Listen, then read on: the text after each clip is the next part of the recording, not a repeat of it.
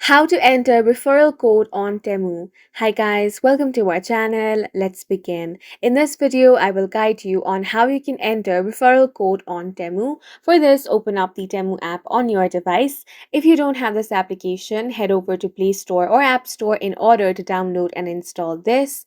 Then you want to sign into your account by entering all of your credentials. After that, you want to tap on the U button at the bottom of your screen. Here, you have the option of coupons and offers. Tap on that.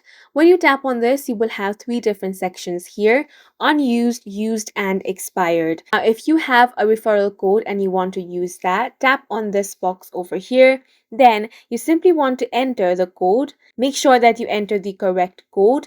After that, tap on the apply option. If the code you have entered is valid, it will be successfully applied. And in this way, you can enter the referral code on Temu. And that's it for this video. If you found it helpful, please make sure to hit the like button and subscribe for more videos like this.